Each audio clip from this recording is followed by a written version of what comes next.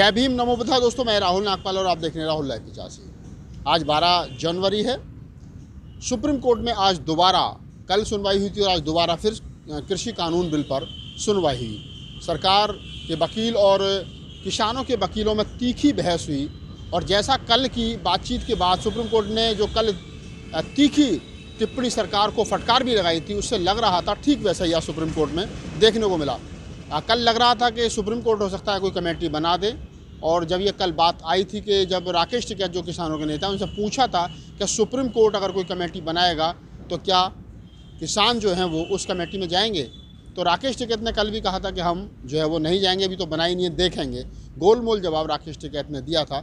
लेकिन आज जब सुनवाई शुरू हुई तो कई घंटों तक सुनवाई हुई और उसके बाद किसानों के वकील और सरकार के वकीलों के बीच जो बहस हुई और उसके बाद में जो सुप्रीम कोर्ट ने आज डिसीजन ये दिया कि पहले तो जो आंदोलन में महिला, बच्चे और बुजुर्ग हिस्सा ले रहे हैं उनको वहाँ से हटाया जाए। तो किसानों के वकील ने ये कहा कि मैं आपको आश्वासन देता हूँ कि इस प्रकार से किसानों के आंदोलन में जो बच्चे, बुजुर्ग और महिलाएं हिस्सा ले रही हैं वो नहीं आएंगी। तो सुप्रीम कोर्ट ने कहा कि हम आपके इस बयान को, आपके इस स्टेटमेंट को रिकॉर्ड कर रहे हैं कि आपने हमसे ऐसा कहा है और आश्वासन दिया है। उसके बाद में बात यह आई कि किसानों को रामलीला मैदान या बोट क्लब पर शिफ्ट कर दिया जाए। तो किसानों के वकील ने कहा कि हमको ऐसी जगह दी जाए जहां मीडिया और आम लोग हमको देख सकें।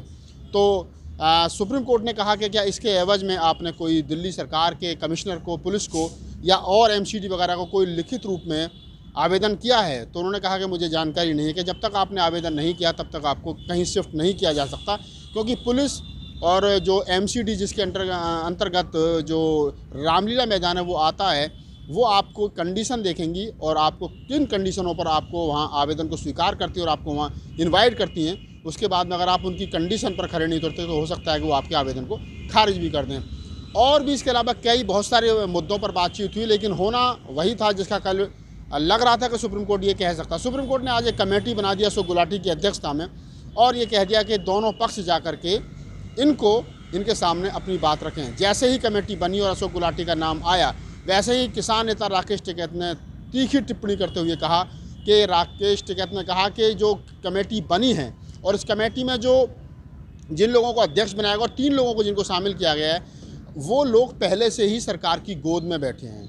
वो लोग सरकार की गोद में बैठे हैं, खुले बाजार का शुरू से समर्थन करते रहे, व्यापारियों का समर्थन करते रहे। ऐसे में राकेश टिकैत ने आरोप लगाया कि हमें इन लोगों से न्याय की उम्मीद नहीं है, क्योंकि ये वही भाषा बोलेंगे जो सरकार चाहती है।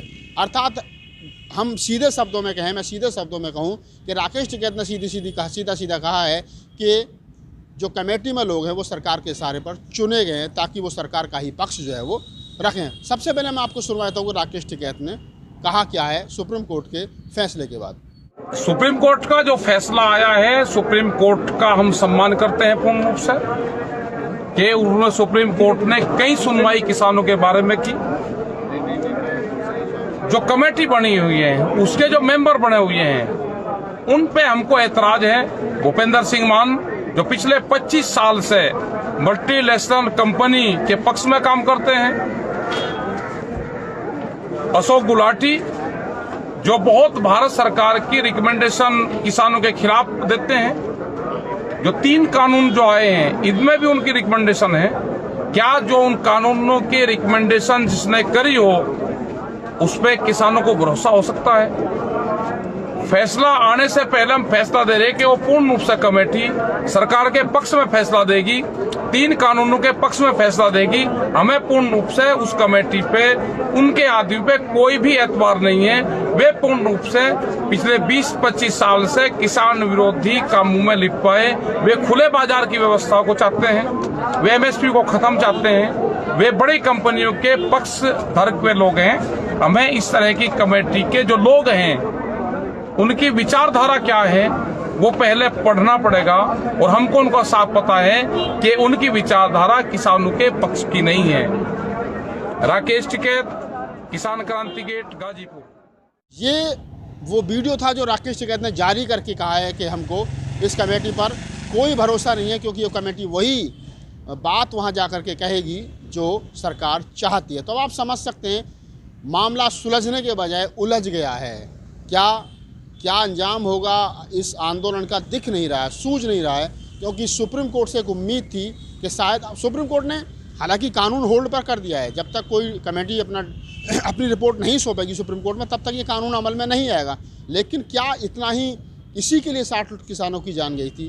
क्या इसी के लिए से 48-50 दिन से किसान खुले आसमान के नीचे पड़े हैं? क्या इसी होल्ड के लिए ये आंदोलन चला था?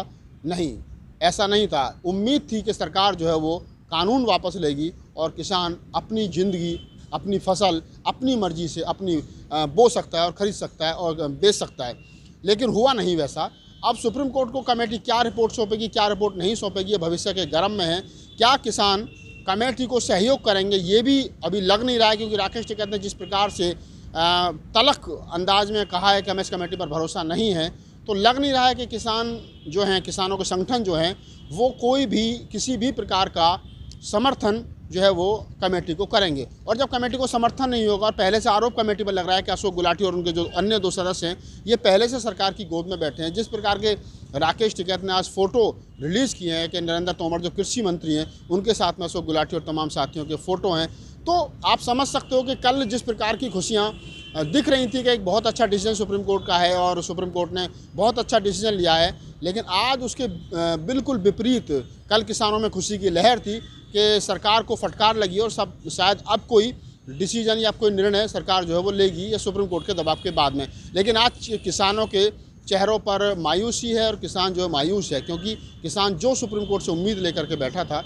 वो सुप्रीम कोर्ट से भी उसको उम्मीद लगी नहीं। हालांकि मैं पहले से कहता रहा हूँ कि सुप्रीम कोर्ट जो है वो कहीं ना कहीं, मैं माने सुप्रीम कोर्ट का न्यायालय का सम्मान करता हूँ और हर आदमी को करना चाहिए न्यायपालिका का सम्मान, लेकिन पिछले कई वर्षों से जो सुप्रीम कोर्ट के फैसले रहे हैं, चाहे राम मंदिर का मामला रहा हो, चाहे SC/ST एक्ट में जो दूसरा एक सरकार का जो सुप्रीम कोर्ट का जो निर्णय आया वो रहा हो, ये कई निर्णय ऐसे रहे हैं, कई फैसले ऐसे रहे हैं जो सरकार के दबाव में लगते हैं कई बार। और जिस प्रकार से जस्टिस गोगोई को राज्यसभा का सांसद बना देना है उसके बाद में, तो ये लगता है कि सुप्रीम कोर्ट भी कहीं ना कहीं दबाव में है। जब सुप्रीम कोर्ट हल्की सी चूड़ी टाइट करता है सरकार को और उसके बाद जब सुप्रीम कोर्ट की भाषा बदल जाती है, तब लगता है कि वैसा इतना आसान नहीं है जितना आसान लग रहा है। सुप्रीम कोर्ट के कई फैसले सोचने को मजबूर करते हैं कि क्या ये सुप्रीम कोर्ट का फैसला है, क्या सुप्रीम कोर्ट को इस प्रकार का फैसला देना चाहिए था।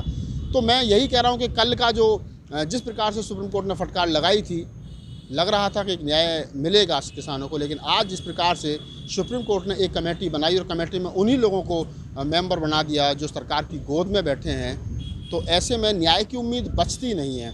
अब देखना यह है कि कमेटी के सामने क्या किसान पेश होंगे, और किसान पेश नहीं होते हैं तो कमेटी रिपोर्ट क्या सौंपेगी सुप्रीम कोर्ट को, और रिपोर्ट जो सौंपी जाएगी उस रिपोर्ट में क्या होगा और उस रिपोर्ट से किसानों का क्या कुछ वास्तव में भला हो सकता है। ये सारी चीज़ें भविष्य के गर्म में हैं। आंदोलन बॉर्डरों पर चलेगा, यहाँ से गाजीपुर, टिकरी या सिंगू बॉर्डर से इस आंदोलन को शिफ्ट किया जाएगा।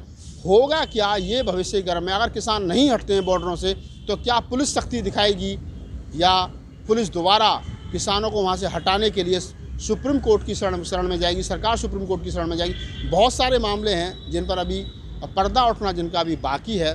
क्या होगा, हमारी भी नज़र इस पूरी आंदोलन पर बनी हुई है और आप भी पूरे आंदोलन को देखते रहिए। और अगर आप किसान के बेटे हैं तो सपोर्ट भी करते रहिए। मैं फुल्ली सपोर्ट कर रहा हूँ इसको, आप भी सपोर्ट कीजिए। अगर आपको लगता है कि ये आंदोलन सही दिशा में चल रहा है और सही चल रहा है तो सपोर्ट कीजिए, क्योंकि ये अन्नदाता का सवाल है और हम और सब जो खाते हैं महानगरों में बैठ करके, ये वही है जो किसान उगाता है। अगर आपको हमारा वीडियो अच्छा लगा तो उसको लाइक कीजिए, शेयर कीजिए, कमेंट्स कीजिए और हमारे चैनल को सब्सक्राइब कीजिए। जय भीम, नमो बुद्धाय, जय मूल्यवान।